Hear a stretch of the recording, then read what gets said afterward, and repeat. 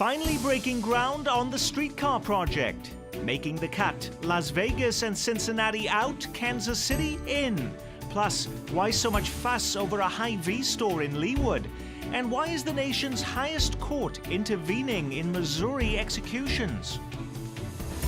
Those stories and more coming up on the program that takes you behind the headlines, making news in Kansas City. Hello, I'm Nick Haynes, dissecting the week's most significant events in a pithy and insightful way. The host of Up to Date on KCUR-FM, UMKC journalism professor and star columnist Steve Kraske.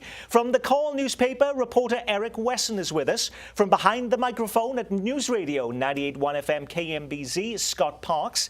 And Kansas City Star political reporter, columnist and blogger Dave Helling. Now, after all the talk and debate, Kansas City Mayor Sly James and members of the City Council officially break ground this week on the downtown streetcar project. Friends, I'm here to tell you the results are in. Streetcars are catalyst investments that produce real and significant neighborhood revitalization and redevelopment. What we're getting today are more unsubstantiated claims, vague promises, but very real costs. The streetcar is costing tens of millions of dollars, and all the research about streetcars around the country and around the world demonstrate that it doesn't drive economic development, and in Kansas City it won't provide a valuable transit opportunity for people who use public transportation. Most of us are wondering, though, how long will it be before we actually get to be riding these vehicles on what is going to be a 2-mile route, Dave Helling? They think by the end of 2015 they'll be able to start putting passengers on the streetcar. Basically, it goes from the River Market area down to the Union Station neighborhood along Main. That assumes no major delays or problems in construction, which may be a pretty optimistic assumption because it's an old part of the community. They have to dig up a bunch of old sewers and water lines, that type of thing. But the end of 2015, beginning of 2016, we should be able to ride it. Now, is this going to be a massive construction zone and almost impossible to navigate downtown when this really gets going, Eric? Absolutely. It already is. And I think one area where they're building the apartments, condos there with Power and Light District, it's a mess getting out through there now. You can't get to the grocery store in that area. They've got cranes everywhere.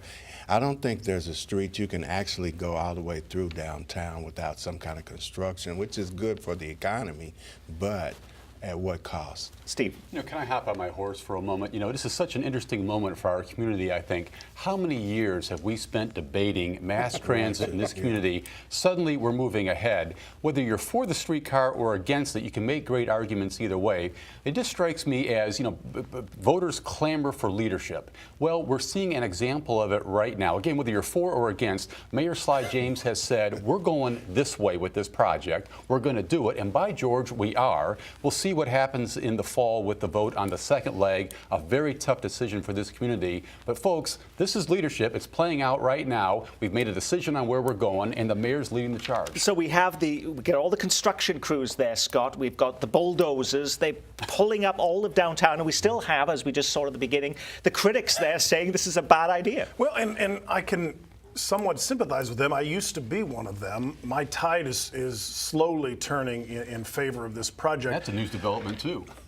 Well, we break news on this program, Steve. I do still have sympathy, though, with the critics regarding the enormous cost that is always associated with a light rail project in any city. I have lived as a teenager growing up in the military. I have lived in cities with very successful light rail systems, especially in Europe. They are amazingly effective. The key is in a town where people are wedded to their cars, they're not going to get out of their cars for a 2-mile strip from the River Market to Union Station. Now, when the expansions occur, assuming that they do, I think you're looking at a potentially viable, although incredibly expensive and subsidized public transportation program. That's right. Eric. One of the things Jermaine Reed and the mayor were on my show and they were talking about is that they expect it to be going down Linwood between Main and Prospect within 5 years. So when we talk about time frames, as you did earlier, they're looking at 3 to 5 years they would be on the second leg or the third leg if the voters in that area vote. But that's only if these votes that start in August on the broader transportation district and then on a sales tax, Dave Helling, in November, to approve a 1 cent sales tax to improve? Right, plus property taxes Yes. for people in the, in the path of where this thing would go. Those will be enormously difficult taxes to pass, in part because this transportation system is very expensive, and the benefits of it will only accrue generally to the people who are close to the rails. If you don't live really close to a stop, it's harder and harder to justify paying the extra taxes to build it. So the campaign is going to be fascinating to watch as it unfolds. And what a huge decision this is for our community. The mayor, I've been in an audience when the mayor has said if this thing doesn't pass this year, it could be several years down the road before voters get another crack at it. And look what's already on the ballot this fall for voters to consider. Among many issues is a 3/4 cent sales tax statewide for state highways and roads in Missouri. Will voters in Kansas City endorse this idea and give the mayor, the backing he needs to continue this thing? Huge call in Can I November. just say the 10-year cost, if you do the sales tax for roads in Missouri, the tax for the streetcar in Kansas City, and then the 1/4 cent for the fire department, the 10-year cost of that is $1.2 billion, more than you might spend on the airport. So that's the kind of decision really that Kansas Cityans are going to face this fall, whether they want to invest that kind of money over the next 10 years, and that is a really open question. Now, a few hours after the streetcar groundbreaking, Kansas City is notified it's in the Final Four. Not basketball, we're talking about politics now, and the quest to be the site for the Republican National Convention in 2016. Las Vegas and Cincinnati are both eliminated, leaving Kansas City in the running for the 45,000-person gathering alongside Dallas, Denver, and Cleveland. No surprise, you think, there, Steve? Not a surprise that Kansas City made the finals, Nick. I think the big question is going to be, if you talk to Republican Party insiders, they say this all comes down to a matter of dollars and cents. The entry fee to get this thing, 50 to 60 million bucks. We're now competing against Dallas and Denver, cities with lots of money. Can we keep up with them in the bidding war that's going to take place now to get this thing in Kansas City? I should tell our viewers real quickly, Dave Helling did an informal betting odds list that puts Cincinnati as the odds-on favorite to be picked at 3-1, and he was Cleveland eliminated. at the bottom. And at the bottom of the list, at 20-1 was Cleveland, which was shortlisted. So what happened? More brilliance from me. I think what I was trying to explain was that I thought one of the two Ohio cities would get there, and Cincinnati made more sense to me because Kentucky is right across the river, that was a good. and Mitch McConnell was there, and so now, as it turns out, I didn't know that the arena in Cincinnati is half a century old and would need $50 million in improvements, so that's why they dropped out. And I still think we should pay attention to Cleveland. Steve's right, Dallas and Denver have a lot of money, but Ohio still remains a very important state for Republicans. Cleveland has been in the running for other conventions before. It's applying for the Democratic convention this time as well. So they're also a very significant player in the Final Four. When you think of Denver, Dallas, Cleveland, Kansas City, how do you weigh those up, Scott? Well, I wouldn't put Kansas City as the odds-on favorite right now. I would discount Denver to an extent, and I was in, and Dave, I remember you were there too in 2008 for the Democratic Convention. It's a terrific city, and they did a great job of hosting the 2008 Democratic Convention. However, Republicans who often like to run on the family values idea would never be caught dead hosting their convention in Las Vegas. The Family Values Party doesn't host a convention in Sin City. Are they going to turn around now and host their convention in a city and a state that just legalized marijuana a year ago? I think that, and that may be reaching on my part, but I do think that might come back to bite them. But you've said they were your favorite, though, Steve. Yeah, I think so. I think Denver's going to be really tough. I think Dallas will be really tough. But everyone seems to say that Kansas City is number 2 on everybody's list. So we're definitely in the game here. It comes down to money, Nick. Okay, Eric.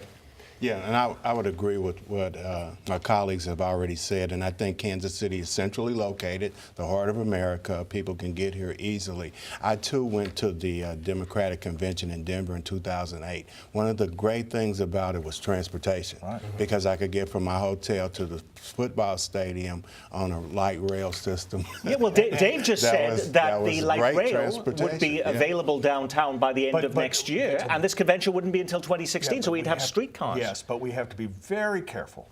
Streetcars are not light rail, and everyone in Kansas City has to understand that. It is not as robust as light rail. Streetcar is a slower, more people mover facility than light rail, which is more like a train. Kansas City's biggest problem, Nick, I'll say this as quickly as I can, is it lacks enough first-class hotel rooms close in, which would not be a problem if it had light rail or some sort of mass transit to get people from farther out hotels. It's the only city of the Final Four that lacks light rail. And so when you put those two things together, that I think is the biggest hurdle that the Kansas City people will have to overcome. Is it possible? Yes. But it's going to be hard. You could connect a Topeka hotel to downtown Kansas City with a Lyft or Uber rideshare car in a matter of minutes. Well, you'll have to check with the city council. Absolutely. But if Kansas City somehow ends up with this convention in 2016, here's some unsolicited advice for everybody in Kansas City. Plan your family vacation for the fall of 2016 and get the heck out of town, because having covered conventions before, they will shut down downtown Kansas City for those 4 days, and it will be a nightmare. Actually, for a couple of weeks, actually, is how much they shut it down. Good places to go would be Dallas and Denver, which would have blocked out all of the rooms. And they have light rail in both places. Okay. Co-chairing the fundraising campaign to bring the GOP convention to Kansas City is the mayor of Leawood, Peggy Dunn, who is facing lots of angst, indigestion, and indignation over more mundane matters. A Hy-Vee store. At this point, our store is closing on June 1st at its existing location. I think it's just gone on too long now. Hy-Vee's moved on. They've made other plans. I think they've made their decision. There are more people that have reached out to me by email and phone and letter even than any issue since I've been on the council in 8 years. Most concerning issue in 8 years on the city council. Why is a Hy-Vee grocery store creating such a fuss in Leawood, Scott? Well, the residents who live around it and those who shop there are obviously, they enjoy the convenience of having a grocery store right there, but they're also concerned, I think, and rightly so to an extent, of what will replace this Hy-Vee, or will anything replace this Hy-Vee. But I think, while I can sympathize with their concerns, nobody wants the neighborhood grocery store to shut down and become an empty storefront. But from outside of Leawood looking in, this does not help their elitist reputation, where the only thing that they have to worry about is a Hy-Vee closing. In Roland Park and in other cities around the metro, I think people wish they had the problems that people in Leawood have. Now, this is as well as about tax breaks, though, isn't it, Steve? Yeah, speaking of elitist reputations, let's talk about audacity for a minute. Hy-Vee is asking the city of Leawood to give them a taxing district around the store to fund improvements inside the store. That's not what these things are for. They're for, the improving public amenities around a store, maybe making it look a little better. But Hy-Vee said, hey, unless we get this, we're going to move. They wanted public money, tax money, to improve the inside of their business. That's not what those things are for. It was a vast overreach, and I applaud the city council of Leawood for saying, nah, we're not going to do that. But, we get these sort of tax giveaway issues come up all across the metropolitan area. Is this just an example of this at the sort of retail storefront level, Eric? Yes, and it's a bad example of it, but Hy-Vee's thought that they would be able to get them to do it because they've got the leverage. And at first, Hy-Vee's made it seem like it was the city council and the mayor's fault. Then as that things unraveled, Hy-Vee was already looking at putting another store in a bigger store in another location, and I guess on road they're going to give them those breaks. But now it's like it's a nightmare for Hy-Vee's PR nightmare. Can we blame them, though, Dave Helling? I got a letter here from the city councilman, James Aseltine here, and he talks about this in the broader metropolitan sort of context here. Just remember, he says, just a week ago we had Burns and McDonnell getting $165 million improvements with an 85% subsidy in Kansas City, Missouri. Leawood loses CBiz to KCMO due to another giveaway. And don't forget the elephant in the room, Overland Park's Prairie Fire, with many, many millions in subsidies being doled out to ensure it's successful. Steve and Eric are right that there was some arrogance on the part of this corporation which wanted specific tax breaks to improve their store. But if you look at it on the other side, there was a sense that Leawood was a bit arrogant too, that, well, Leawood, we don't give up tax breaks to anyone because we are Leawood. We're going to have to and go that to the is, price that is, if you don't like it here, you can move. And so, You're going to call from Dana. well, I'll do the best I can. So there's a little bit of arrogance on both sides, all sides, because other communities do hand out these tax breaks. There was another example of this, Nick, when Overland Park raised some questions about Google Fiber. in a very similar situation in which Overland Park, in essence, said, no, we have some questions. And Google Fiber basically said, the hell with you. We'll go somewhere else. Suburban communities are not isolated pockets of wealth. They will have to get into the real world. There should be some give and take on all sides. It doesn't appear that that was the case out in Leawood, and this is the result. And they're going to be forced to have to go to Price Chopper on the other side of 435. Cannot have Humanity. This week, President Obama defends his policies towards veterans and vows swift punishment for anyone found responsible for the scandal at Veterans Administration medical facilities. He says an investigation into allegations of the falsification of records to cover up lengthy, even fatal wait times for care would be completed by next month. So far, the center of the scandal has been on a VA hospital in Phoenix, where 40 veterans are believed to have died while on a secret patient waiting list. But more than 24 VA facilities have now been swept up in the investigation. Some of our viewers have been asking, have hospitals in Kansas or Missouri been implicated in this in any way? Kansas City has not been implicated. The hospital in Topeka has been. Some questions about too few doctors to handle emergency room visits over there. The big questions in our region, though, seem to be focusing on St. Louis, Nick. Right. Lots of questions there about wait times to get service for mental health conditions, PTSD, that kind of thing. Senators Blunt and McCaskill taking a very hard look at what's going on in St. Louis. Yeah. Mental conditions were also a problem in Kansas City a couple of years ago. Again, wait times to get treatment for mental problems at the Kansas City VA, that seems to have subsided a little bit. But let's be clear, Kansas City's VA has had problems in the past. Virtually every hospital in the VA system has been the subject of some criticism, in part because of the way the VA is structured, in part because veterans depend on it so much, and in part because it involves such political support. This is an old story. I'm scheduled for a test at the VA. Mine is set for October the 20th. Wow. And this is May. In Kansas City. In Kansas City. I am a veteran. It's not as bad as it used to be, but there are some things that they can improve. I think one of the things that they have at the VA is they have a lot of practitioners and not enough real doctors. I hope I'm not insulting anybody, to treat the people there. And if you go in the VA, try parking there. Sometimes you have to park across the street in the church parking lot because there's so many veterans in there getting help and getting assistance. Does this come up with your listeners, Scott? Sure. Let me remove the facts for a moment and just inject a little bit of emotion. As the son of a career military officer and someone who went to the VA frequently after he retired, I'll speak on behalf of my father. This is outrageous. It is shameful.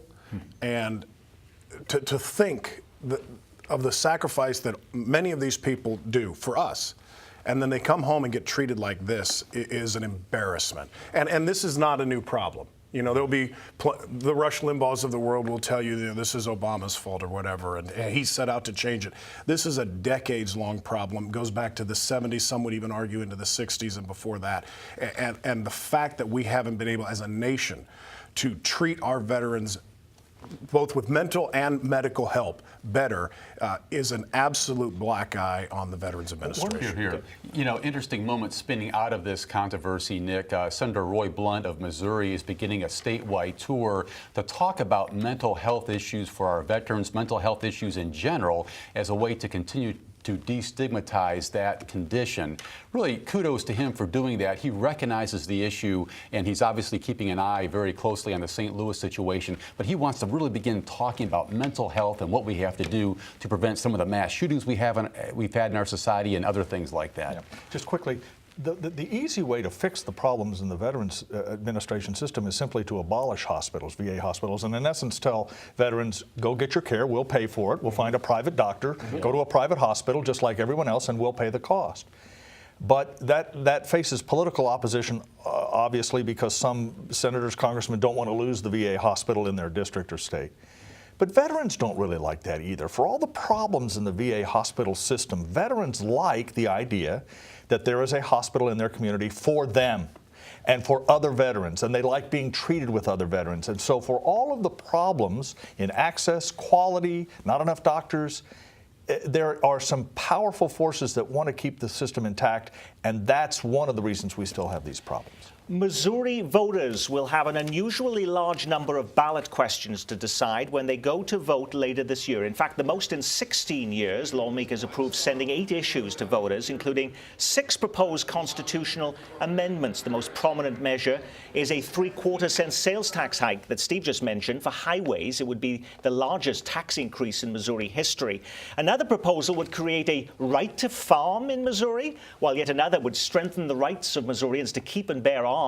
A 4th proposal authorizes early voting. One amendment asks if you're willing to add electronic data to the list of things protected from unreasonable searches and seizures. Plus, voters will be asked whether evidence of prior criminal acts should be allowed in prosecuting child sex offenders.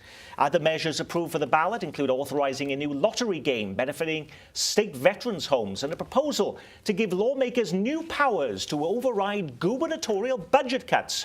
Does the Constitution, though, need to be amended this often, Steve Kraske? You know, Nick, let's be really clear what this is all about. This is a political move by Republicans who control the General Assembly to put lots of ballot issues on the ballot, appealing to lots of varied interests, including gun rights folks and farmers, rural folks, meaning Republicans, to get them to show up at the polls this fall at a midterm election when typically turnout is very low. So some of these issues might be very valid. Governor Nixon has said there's too many here, too much going on. But what really is at play is an effort to drive turnout, get people to get off their couches and vote this fall. But, you know, in Kansas, you never get many opportunities to ever go to the polls to vote on ballot questions. They rarely ever come up. Isn't it wonderful in Missouri that voters have all these choices, though, Scott? Well, but to follow up on what Steve said, and either the Republicans in the General Assembly are either playing voters as fools or they really are fools.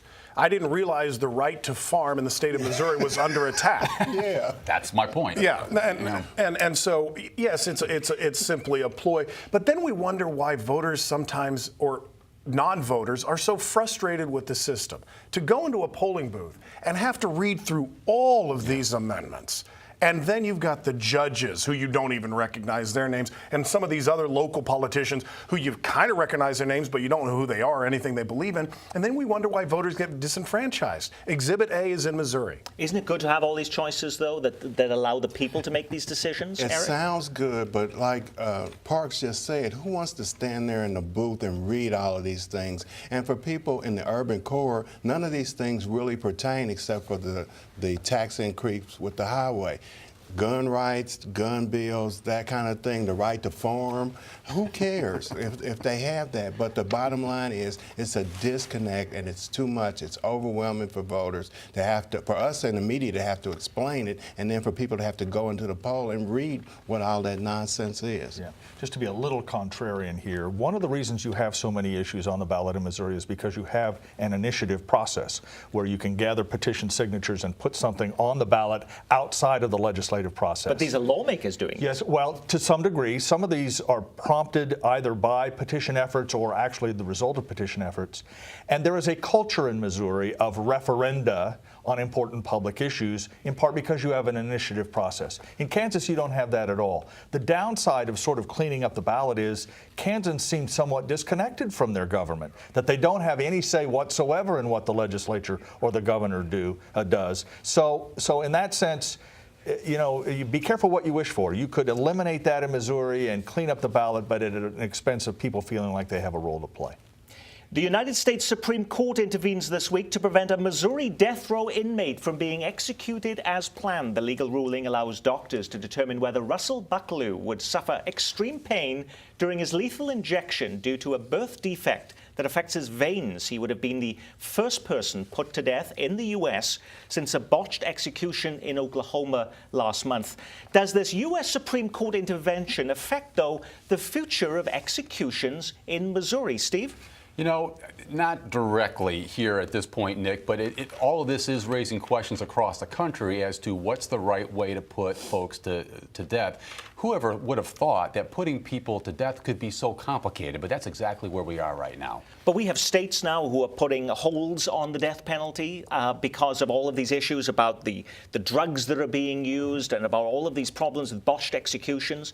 I mean, is this going to be an issue now in the state of Missouri, Scott, that we can actually sustain the death penalty in the state? Well, I think it'll certainly be a hot topic of discussion, but I think that there will also be, and there already have been, Kentucky just this week passed a measure that would bring back the electric chair. Just waits on Georgia. Yeah, and so Utah is now considering reviving its death by firing squad, which is still on the books but hasn't been used in a while. I think what you might end up having is a lot of states looking at alternative, what some people would consider draconian, I'm not necessarily in that camp, methods of putting people to death. But talk about cruel and unusual punishment. If we're going to bring the electric chair back, as they are in Georgia, what a long way that is from lethal Why is it, though? I'd rather have a botched lethal You've got a injection. Democratic governor, Jay Nixon. Wouldn't you think he might be somebody who would be looking at this and saying, I might want to put a hold on this? Why hasn't that happened? But you got to remember, he used to be the Attorney General for the state, and he was the one supporting and upholding it. My question is, and I know the Cure people are going to be calling and everything, did they think about this with the victims? Did they think about how much pain the victims were going to be in when they did what they did with them and the due process that they were guilty? Yeah, I think we should be clear that while there is some legitimate concern about the pain on the condemned prisoner, this is a broader attack on the death penalty in the United States. And I think there is some thought that if we can delay these executions, that we can get rid of the death penalty. That doesn't seem likely. And that is our Week in Review. Our thanks to our news reviewers here in weekdays at 11 on KCOR-FM. As the host of Up to Date, Steve Kraske from 2 to 6. As 50% of Dana and Parks on 98.1 FM, KMBZ Scott Parks. At the Kansas City Call newspaper, reporter Eric Wesson, and the Star's Dave Helling. I'm Nick Haynes. Thanks for being with us.